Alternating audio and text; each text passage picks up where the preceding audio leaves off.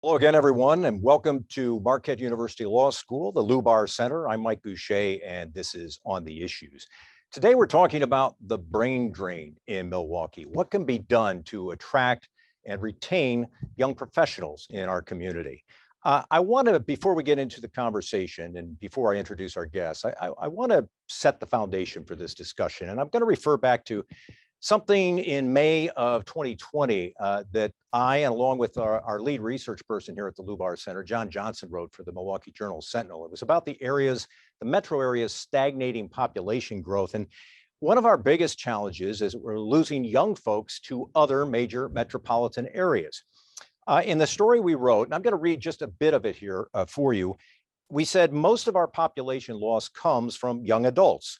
About 6,500 18 and 19-year-olds move to Metro Milwaukee each year, but more than 10,000 leave, and they don't return in great numbers. We continue to experience net population loss among people in their mid-20s all the way through their early 30s. Put another way, lots of kids are born here. Where we struggle is keeping them once they grow up and in attracting new residents to replace them. That, in a nutshell, is the challenge. And frankly, it's something we've known about for a while now in Milwaukee. And in 2019, the Milwaukee Common Council established a Millennial Task Force. The task force issued a number of recommendations over the summer on what we can do differently to attract and retain young professionals. And we're going to be talking about those recommendations and much more today with the following guests. Let me introduce them to you. Cavalier Johnson is the alderman for the 2nd District on Milwaukee's North Side. He's also president of the Milwaukee Common Council. He created the Millennial Task Force. And we should say that if Mayor Barrett does indeed become the ambassador to Luxembourg, President Johnson would become the acting mayor of Milwaukee. He's also expressed interest in running for mayor beyond that. We want to be transparent here, absolutely. Marquayla Ellison was the chairperson of the Millennial Task Force. She is the president of Social X MKE, which is a young professional diversity and inclusion consulting group. And Jeremy Fojut was also a member of the task force. He is the chief idea officer and co-founder of NEWaukee, the engagement agency in the city that helps organizations build new experiences for their candidates, their employees, and their customers. Thanks to all three of you for being with us. And I'll begin with President Johnson. Why did you think a task force was necessary to address this brain drain issue? Well, thank you, Mike, and good afternoon to you, and good afternoon to Chairwoman Ellison and Jeremy as well. I thought this was very important. Well, I should say we're not in the law school today, so welcome and thanks for being here to the audience too. I thought it was important to make sure that we studied this issue because the reasons that you led off with, right? Milwaukee and the metropolitan area is suffering population loss, particularly here in the city. That was, confirmed as well when the recent numbers came out from the most recent census that we lost a significant amount of population here, and other cities around the country are lapping us. And for the reasons that you mentioned, it's loss of young people primarily. A lot of kids born here, a lot of kids educated here, a lot of kids then are transplants to other communities in other places across the country. I've got friends and family who are a part of those young people who have migrated elsewhere. To Washington, D.C. and to Dallas or to Houston, to other places around the country. And I thought that, it's important that we look at that issue and how we might be able to find a way, not only to bring in more young people, but to also find ways to keep our own talent here. And so that's why we put together the task force to study ways in which the city of Milwaukee, not just the government, but private sector, the nonprofit sector might come together to find ways to make our community more attractive for young people, highly mobile, intelligent, educated young people who will start families and stabilize neighborhoods and create new jobs, how to keep them here in Milwaukee and grow the population here and have an overall stronger society. And so we tasked the Millennial Task Force with finding recommendations to do that. And I was happy that, these two, as well as a number of other young people, young professionals in our city, took up that challenge. The city has a lot on its plate right now. So you've got some public safety challenges, you've got some long-term fiscal challenges, you've got the economic and health disparities that we all know all too well in this city. So where does this rank? And your list of priorities, you may be acting mayor in the not too distant future. Where does this issue rank for you? Bill, you're absolutely right. There are a number of priorities, some might even say competing priorities that the city is facing right now. I mean, we're certainly seeing that with the allocation of the federal American Rescue Plan Act dollars and how to allocate those in a way that is fair, that addresses the city's needs, and also responsibly as well. And so I'll say with the recommendations that the task force has put forward, I keep it on my desk. As a matter of fact, I don't have any other piece of legislation on my desk, but I keep this one here because I think it's critically important. Look, you're right. You led off with, I'm going to be acting mayor, and if the people should have me, I hope to be the elected mayor of the city of Milwaukee too. And I want to create a community. I want to create a city that is attractive, not just to people who are moving in, but also to people who live here. And I think that the recommendations that the task force put forward is represent a good foundation in which to build off of. Some of which we've already, worked to start implementing or at least studying. So for instance, we're meeting right now virtually. We're not inside the law school as perhaps we usually would be. A number of businesses around not just Southeastern Wisconsin, but the United States have also adopted a virtual working model. Well, if there is an opportunity for somebody who is making big Manhattan dollars and living in New York City, working at a big firm in New York City, if they could move to Milwaukee and have a higher quality of life for less costs, but have those same dollars and spend those dollars here, I want to do that. I want to attract those young people and those young professionals here to do that, to build businesses in Milwaukee. Another thing that I think the task force looked at, and we saw, and it was evident this past summer with the Milwaukee Bucks run, not just at the finals, but winning the NBA championship, was people are looking for places in which to congregate, to spend time, to socialize. And we saw that success in the Deer District. I want to see what other areas around town we might be able to mimic that.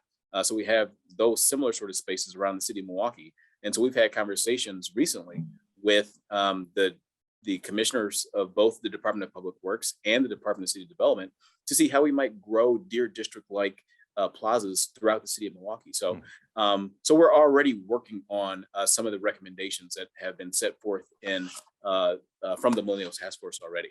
Marquayla Ellison, you were the chair of the task force. I want to ask you about your perspective on this. We did a poll here at the law school of the metro area back in 2017. And one of the, I think, troubling findings was when we asked people whether they were happy living where they were living today or whether they might plan to move in 5 years, people of color often said that they were not happy and that they were planning to move or would like to move within 5 years. In your conversations, in the work that you do through Social X MKE, do you hear that? Is that consistent with your experience? And if so, what are people troubled by? What bothers them? Why would they not see Milwaukee as a long-term home for them? Yeah, well, I think one, yes, I have those conversations a lot, especially with COVID right now. Whatever, cool and social things we had going on are limited, along with, our beautiful, cool winters. So it's the positive way of saying it. But I've lost so many, we call our crowd Xers this last year because more people are in the house, if they're not dating anyone, they don't have family here, and already don't have those connections outside of the few social things that they do. They're ready to go somewhere else where there are more opportunities, more amenities, just more things of interest, for downtime. And I will say, I think it's just a sense of belonging. I always think about the youth when I think about where this really starts at, but having some really defined pathways on what it means to be an adult in Milwaukee and develop your career in Milwaukee and make a name for yourself in Milwaukee. I think that gets a little bit blurred and is not as easily accessible, especially to our youngins. So the way I think about it, trying to think of a good space, Marquette, the courtyard. When I was in college, we would just walk across the grass. But now they have paths that zigzag through it, these pathways that make it easier. So I think a lot of people are just walking around the square, not sure how to really penetrate the square, when we need to make clear paths for people to understand what it's like to be a high school student, to hear about all these negative stories, but how can we encourage the most? How can we make them feel confident about what the next step is once you graduate, whether you college or not? And then to continue in college, those internships, how are you made for yourself and a place for yourself? How can you continue to envision how you fit into Milwaukee? We need our Black and brown people more. You just don't see a lot of it. It's happening. It's a great thing. So I don't want to get off on a tangent, but some of the recommendations around education and around storytelling, I think would really help beat that up. I wanted to ask you a question. I've long felt this, that for our city, one of the biggest challenges we have in keeping people and attracting, frankly, attracting people is this label that we always hear, the most segregated city in America. How much damage has that done to Milwaukee in terms of keeping the folks we have here and attracting new residents to our community? Well, I definitely think Milwaukee we're set in our ways, both negative and positive ways, where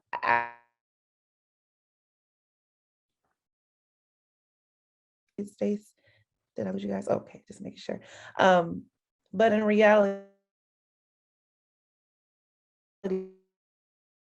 Oops, I think we may have lost you there for a what the second, true Marquayla. story is. Let me try this again, if we could try that again. So you were saying, yeah, go ahead and continue. We just had a couple little technical hiccups there. Apologies. Can you restate the question? Yeah, I mean, I was saying, I've often felt that this label, this moniker we get as the most segregated place in America really does lasting damage and makes it much more difficult for us to bring new people to the community or even keep people who've grown up in this community. Yeah, I definitely think it's done a lot of damage. And I think for the most part, most language and conversation, I feel like I see it a lot less than I did a couple of years ago, which is great. But we just have to diversify these neighborhoods. There's so much more on the South Side, and being comfortable navigating that space in the North Side and the East Side, but making sure all of our neighborhoods, all of our views, that they truly reflect the population. So yeah, short answer. Yeah, thank you. Jeremy, what are the biggest hurdles your organization faces when you are dealing with, say, prospective job candidates who might work in Milwaukee or new arrivals to Milwaukee? What do they tell you? What are the kinds of issues that come up that you hear about our city? When we bring a lot of people into the city, most new people don't get integrated properly into the city. So because we have so many people that are from here, when you're new, you're an outsider, and new can be 6 years you've lived here, right? So you have this, everybody has their social group. The reason NEWaukee started 13 years ago was new people to the city. How do we help them integrate into the city? How do we help make sure they feel like they belong? And new ideas and that. But the number one thing I hear from everyone is, I've been here, everybody's really nice, but no one invites me to dinner. No one invites me into their social group because they have the same friends from high school. So, there is a thing about, we do talk a lot about keeping people here, but our bigger problem, I think, is not attracting anybody, because a lot of cities lose a lot of people, but no one is really coming here. And the reason they come here is because one of our large corporations brings them in, not because they're coming here on their free will, right? And cities that have a large influx of people want to see, they see themselves there. Think about Atlanta, or you think about any of these cities that have massive growth. They see themselves there at a lower level. To me, it's really hard to talk to a high schooler and say, where do you see yourself in Milwaukee or not? Like, I would have never even been able to answer that question in high school, even if I want to be in. I think it's really around, how do we convert college kids to stay here for their first job? And with that recommendation, then how do we attract other people that are growth-minded people? I just had a buddy move back here from Google, and he was talking to me about the city and how he just keeps butting his head. He's like, it's just, his comment to me is, we're the most conservative, progressive city in the world he's ever been in. He's like, it's just, we're all liberals in this, not all of us, but a lot of us in the council and a lot of us in government, and we are conservative as a city. We push the break in everything. We play defense instead of offense. And I think that's got to change, and that would be a culture shift. I think I was struck by something you wrote, I want to say it was earlier this year, and I think the line was something to the effect, and forgive me if I'm not quoting it precisely, but I think you said something about the culture of Milwaukee values longevity rather than innovation. What did you mean by that? And why is that a negative in terms of attracting people to this community? You know, there's nothing wrong with saying I want to work at a company for 20 years, but you know, like that doesn't happen as much anymore. And I think institutional wealth goes to institutional organizations here. It's a huge problem. So when we want to solve a problem, we bring in all the institutional organizations together, and then we create kind of a box checking thing, and then we celebrate people that are like here doing the same thing for 40 years, even if we haven't really seen any progress or really seen any change. But we keep rewarding people for how long they've been in a position.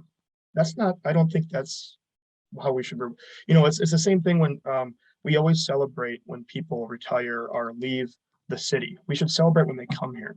We should celebrate when they start. We should celebrate when they start something new.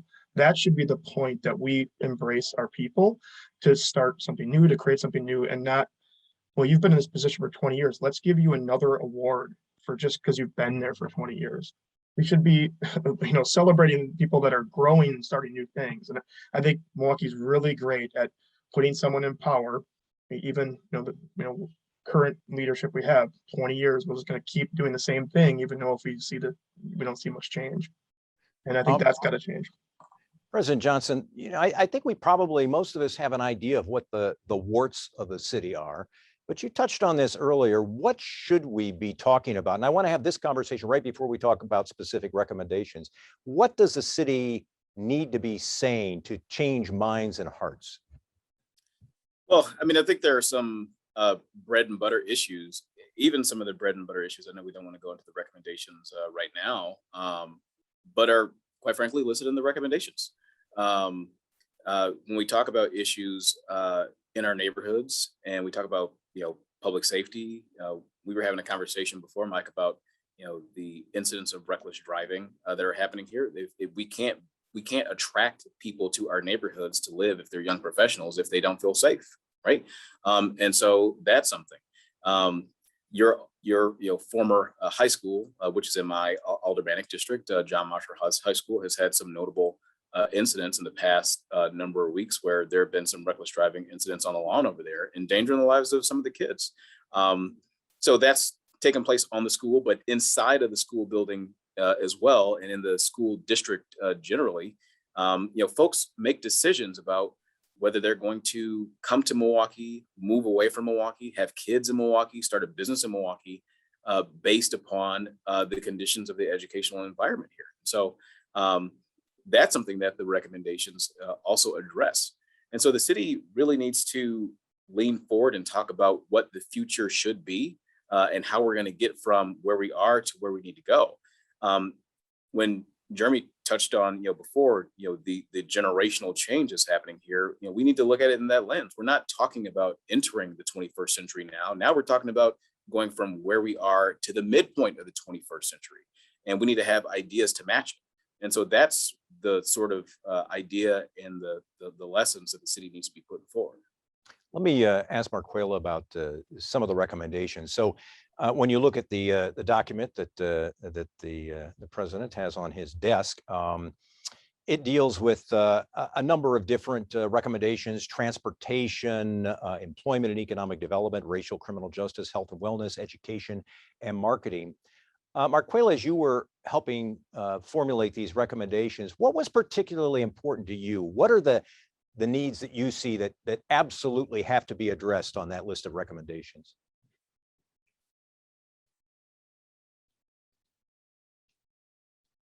All right, maybe we have lost Marquayla for right now. That's possible. So let me ask Jeremy about that. Jeremy, what are the must-dos on that list of recommendations?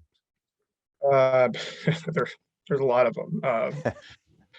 I think if I had to holistically, brains over bricks. brains over bricks, brains over bricks, brains over bricks. Like, how do we start investing in people that create things, as opposed to, I think the city, like and when you talk to people in Milwaukee, we build something and we spend 130 million or 400 million or whatever, and then we think it's progress because we've changed a building. And most of the buildings that we invest that kind of money in are used half the year, maybe even less. But what fills those buildings? And so all of what gets people in neighborhoods to live there. So some of the infrastructure things we recommended were about infrastructure for all. We create deer districts in downtown, but we create freeways through the north side of Milwaukee.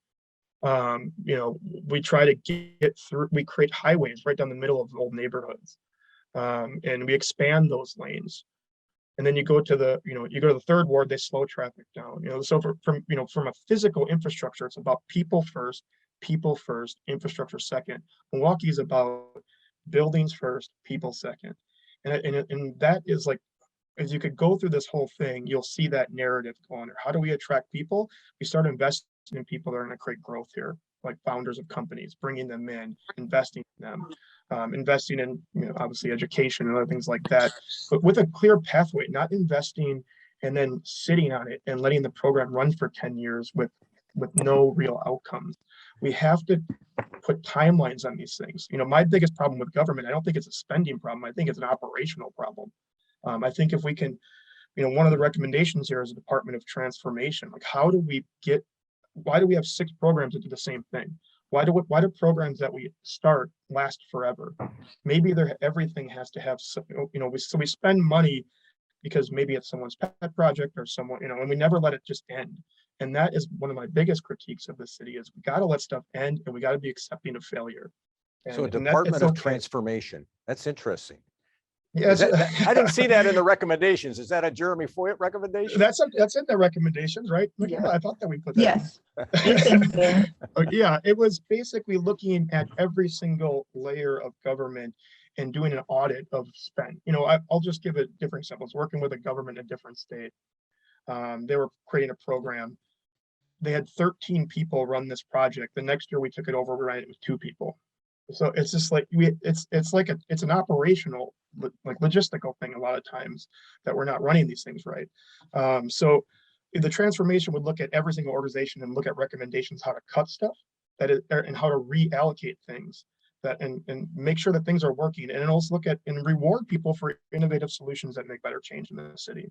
Even employees, rewarding employees for coming with ideas that will lead to new things. And I think, but again, people focused was, I think, the biggest takeaway for me by looking at all the different verticals in this recommendation. Brains instead of bricks. Marquayla, I think we've got you back here. Thanks for working on that on your end and on our end. We appreciate our efforts of our tech folks too. We were talking about recommendations that were particularly important to each of you, and I'm wondering if you might share what on that list of to-dos or must-dos, as I said. What on that list stood out to you? What do you feel particularly strongly about that needs to change in Milwaukee? Definitely. I definitely think we need to have a bigger emphasis on education. I think that's just a ripple effect into a lot of the issues we're dealing with right now with the vaccine, encouraging more people to take it, understanding how things work. I think that we are really seeing why that's such a big issue is that there's a big gap that is very unnecessary. So some of those recommendations, again, like Jeremy's saying, there are a lot of programs out here doing great things. So we don't really need to remake the wheel. But how can we on a path where they feel confident about what the next step is? So these programs like the Earn and Learn program or some of these college programs like the TRIO college program at UWM and the Upward Bound program to really support them, to fund them more so people know about these programs, similar to the People program in Madison. And then the other thing I think that just ties everything together is having better marketing and storytelling about what's going on in Milwaukee. There are a lot of great programs, but I think the accessibility, even just knowing about them, is limited. Not everybody checks their email, not everyone is reading newspapers. So just making sure there's a robust messaging So people know what's going on in Milwaukee and are able to find their way or their path in Milwaukee. So as we had so many different presenters and guests come and speak to us, you know, I learned about all types of programs that I didn't know existed. And Yeah. I myself was a part of the Earn and Learn program when I was in high school, but not a lot of people know about it. And these are small things that I think can be enhanced.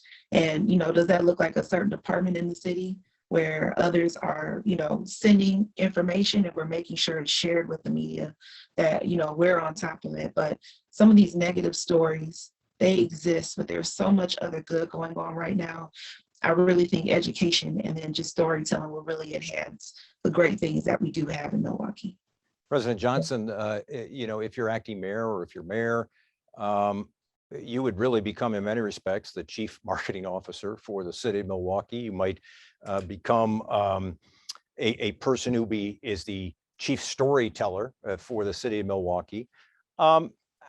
You know, we're not unlike a lot of cities in the sense that we have issues. We have public safety issues. We have segregation issues, but you can find that in a lot of cities around the country. And yet what seems to distinguish us in some respects is the fact that we don't have that same, I don't know, I'll call it pride, but that same swagger that residents in other communities have, that they are willing to tell their story despite their problems, despite their issues. They still think it's a good place to be. How do you change that, President Johnson? Well, I mean, you're right. As mayor, be it acting or elected, you know, I would be the chief cheerleader for the city. And luckily, you know, knowing that this transition is going to happen soon, I recently purchased some pom poms, and I'm ready to get the cheering. But I'll say this though, that, you know, in a community like ours, that is majority minority, and has been for some time, I believe some 65%. I think it's going to be important, you know, for the next mayor to have some experiences that folks really can relate to. You know, Jeremy just talked about, you know, some of the infrastructure effects in neighborhoods on the north side of the city. Well, you know,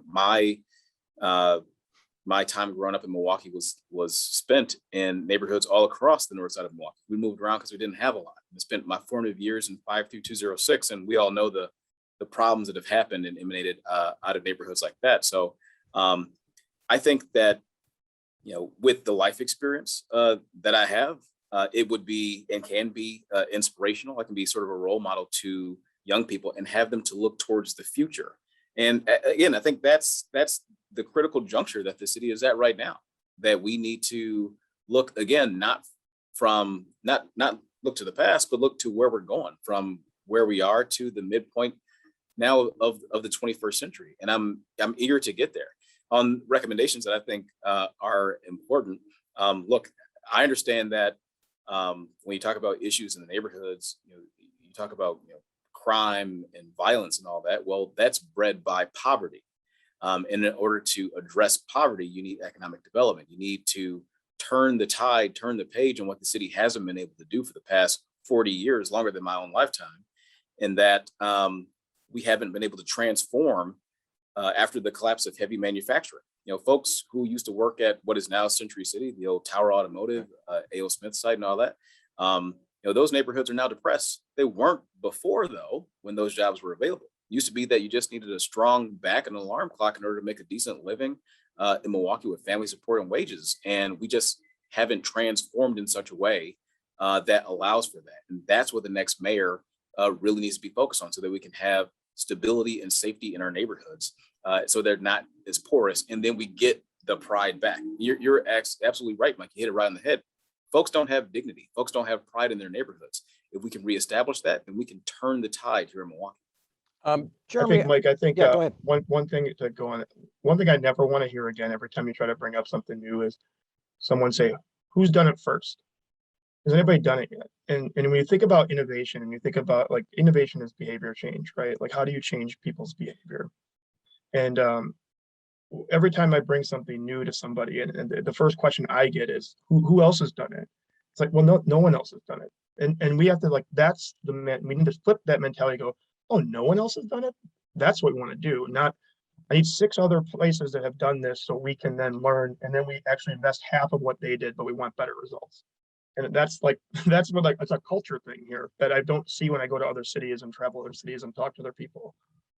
So give me an example, on that front. One of the recommendations is something called the Milwaukee Residency Program, Jeremy. And that's really, that gets to this issue of how do we create new economic development? How do we bring new people into the community? Help people understand that and why you and the task force thought that was important to include. The city ranks really low in startups, exiting startups and startup investment, capital dollars. And one of the things that I thought would be different would be why don't we, there's cities out there right now that are investing, like giving $10,000 for people to move there. I think, do we need one person to move here for 10 grand? Why don't we take 50 grand and invest it in someone that wants to create a company that could direct 300 to 400 people here, or, create more than that, create the future. And so if we could give 10 founders from across the country 50 grand to move here for a year, wrap a community around them, help them build roots, and place them all together, even if some of that fails, there's a risk component to it, like there is everything, but one of these companies works and you see change. And then if you look at any of the startups here, well, there's a lot of them, but if you look at some of the more successful ones as of late, those founders are not from here. And new people, as we know, immigration creates new. There's a level of naiveness. There's a level of, I want to build something, and we need more builders, not more complacency here. Marquayla, give us a sense of what you would hope to come from these recommendations. Obviously, you'd like to see a number of them, or as many of them as possible, be implemented. But what would success look like to you after this project and after the work that you and others have done on this effort? That's a good question. Well, as a visual person, I do tend to play around with numbers, but one, I would love to see, I'm trying to be realistic, I'd like to see at least 50% of these recommendations go through for sure. Like, I do have a shorter version of the summary of our report, just checking off like what's happening, keeping track of, news articles and stuff, like how can we really, make this a living document. So that's one general answer, but then also just hearing conversations change. I've traveled a lot over the last few months, just seeing how other cities are doing things, Seattle, New York, New Orleans, and just having that same appeal and pride like we talked about. So again, Social X, we have a decent amount of transplants that live here now. When those conversations start to change, when I'm hearing less complaints about, Milwaukee and there's nothing to do, or I don't feel like I belong here. When we start to see that change, when people who are not originally from here are inviting their family to come to visit, and there are different things to do, just seeing how things change. And also with our youth, I would love to hear conversations change from, I can't wait to get out of here, to I'm going to UWM, I'm going to Marquette, and I see myself working here and doing this in Milwaukee.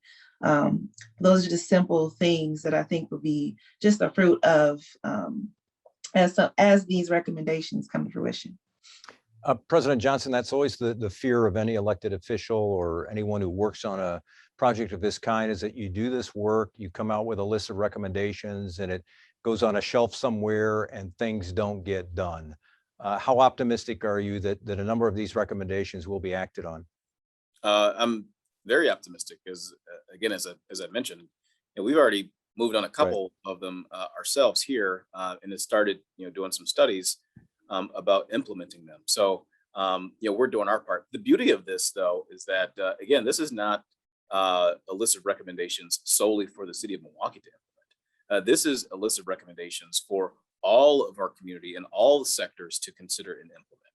So if there are areas where the city government can't step in or should not step in, there's a lane as well for the private sector to step in. There's a lane for the nonprofit sector to step in. There's a lane for folks in our community to step in as well. So I feel very confident that whether or not something is passed at the Common Council and something's ticked off on the box that way, that we can still get to the heart of what these recommendations are and get them implemented across our city here. You raise an interesting point, President Johnson, because You know, government can only do so much. And I think part of what we've been talking about today is whether or not people who, for example, grow up in this community or are from outside this community see opportunities for themselves in this community. And oftentimes those opportunities are found in the private sector. And if you don't see companies, you don't see corporate boards, you don't see the diversity of a community represented in those places, there's not much government can do about that, is there? I mean, that's so we only control so much of this. Government only controls so much of this, correct? Yeah, that's true, and that's why when the recommendations were put forward, and I did interviews, I think on your former show with Adrian Pedersen up front, we talked about the recommendations here, and I mentioned then, I believe, that what I just told you now, and that this is not just for the city, this is for everybody. And I think a complement to what we're doing here is what the MMAC has sought to do as well with their Region of Choice initiative, getting at exactly what you're talking about, making it so that more of those boardrooms, more of the people who are managers, or more of the folks who are in charge are actually a reflection of the community that we live in. Again, this city is it's a majority minority city, some 65%. You have a sizable African American population, about 40%, a growing Latino population, a growing Hmong population as well, and those groups should be represented all throughout, not just in government but also in the private sector too. And so I think, again, whether it's the city government implementing some of these or the private sector or what have you, there's room, I think, for a lot of these recommendations to come to life in Milwaukee. Marquayla, correct me if I'm wrong. You've grown up in this community, is that correct? Born and raised. Yeah. So at this moment in our history, how optimistic are you that 5 or 10 years from now, we'll be saying, wow, look at the difference in people who are coming here, people choosing to live here? How optimistic are you? Very optimistic. Again, conversations over the last few years, there was a theme, I think it was started actually by Solange, but a seat at the table, which we have in many ways for people of color. And there's some people right now like Magda who's on. But as I see my friends and my colleagues taking on these different positions in the city, knowing that, we're thinking the same, that we're ready to be progressive, that we're ready to make change.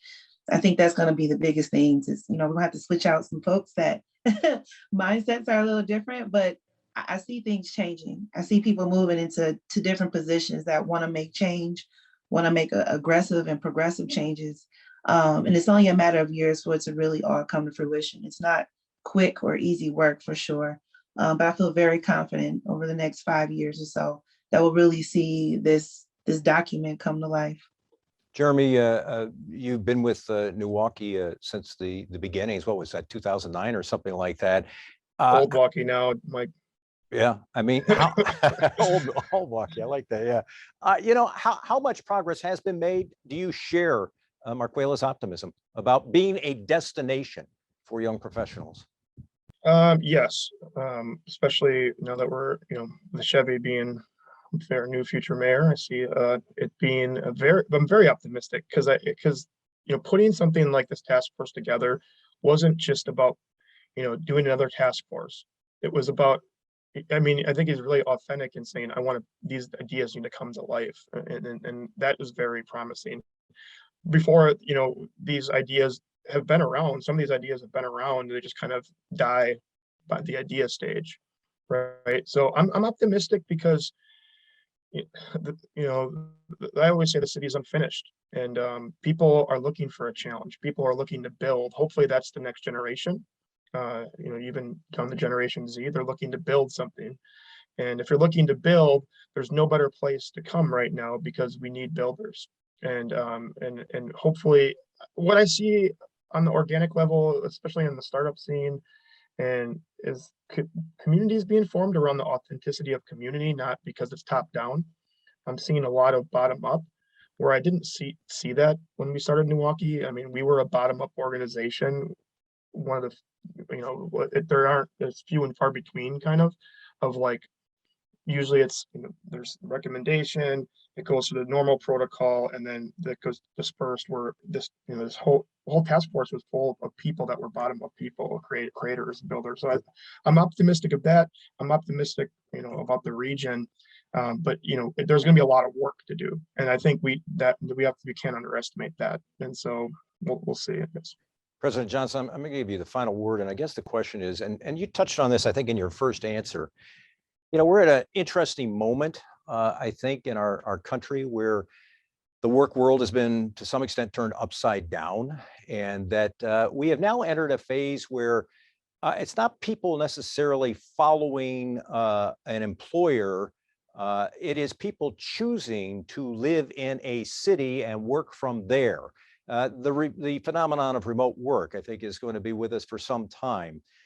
Do you see this as sort of a generational opportunity to make Milwaukee that destination, that you can sell people on the idea of lower cost housing, that you can sell people on the idea of convenience, that we're not a complicated place to get around, that you can make some of those things work as people make life decisions, not so much about being in a city because that's where my job is, but being in a city because that's where I choose to live? Yeah, Mike. We already see that now. I think we were seeing that before COVID, and perhaps even before remote work settled in. That again, millennials, people of our age cohort who are college educated and have higher incomes and therefore are more mobile. They choose their city, they choose their community before they choose a job, right?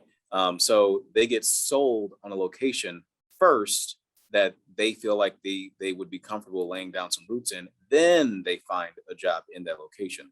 And I think Milwaukee is poised to be that city of choice for young people, not just who are born and raised here, but for folks across the country who want to choose another city to go to. And you don't, need to have Visit Milwaukee to come in to sell you on it. It's stuff that we already know about Milwaukee, right? There's no better place in the summer to be than in Milwaukee, right? This place is beautiful during this time of year. We've got more parks per capita than perhaps, many other large cities in the United States. It's a big city with a small town sort of feel. Like it's very intimate, but it's large at the same time. You've got championship teams in the sports leagues in Milwaukee. We just won the Bucks just won the NBA championships. The Brewers are doing exceedingly well right now. There are big time colleges and universities right here in the city of Milwaukee as well.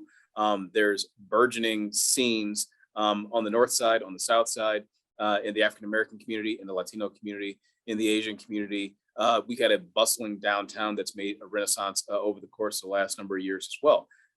Milwaukee, can sell itself. I think, right now we're at a position where if we just continue to tell that story, especially as folks are more mobile with remote work, this place can be a place that attracts that talent. And so I'm very bullish about the future of Milwaukee, and I think that we can do just that. Mike, I want to just comment on two of the things, just to touch on it. The cheaper thing, I think we use that a lot, like it's cheaper to live here. That hasn't worked because people aren't moving here. We've always been cheaper. Where are people moving? Always really expensive. Nashville, way more expensive. Mm-hmm. Atlanta, way more expensive. So cheaper isn't the why people are moving to cities right now. People are moving for opportunities, and we have to create more of those. And getting around is really hard to do here because we have one mode of transportation that we value, and that's cars. So I would say it's harder to get around here than most of these other cities. Someone that takes the bus, when I work downtown, if I didn't live right on one blue line on the green line, it would, hour and a half commute if I was crossing town, if I did make a transfer. It's, the priority of the BRT is great. But really looking at how we're getting people. I mean, we have a scooter ban in downtown because for no apparent reason, then someone's, upset about people having last mile transportation in this district. it's fascinating because if we're driving, yes, it's easy to get around. But if anybody doesn't have a car, doesn't want a car, which is a lot of younger talent that we want to attract here, it's really difficult to get around. I want to be fair here. Marquayla, Yeah. anything you'd like to add to as a final thought to this, or are we good? We're good. Okay, we're good. All right. Well, I want to thank all three of you. I want to thank Marquayla Ellison, the chairperson of the Millennial Task Force. I want to thank Jeremy Fojut, who was also a member of the task force. And I want to thank President Cavalier Johnson, who was a creator of the Millennial Task Force. I wish you well. We'll be checking in to see how many of the recommendations get acted on and the changes that might be coming for the city of Milwaukee. Thanks to all three of you. Thanks to everyone who watched today, and we'll see you next time right here on The Issues. Bye-bye.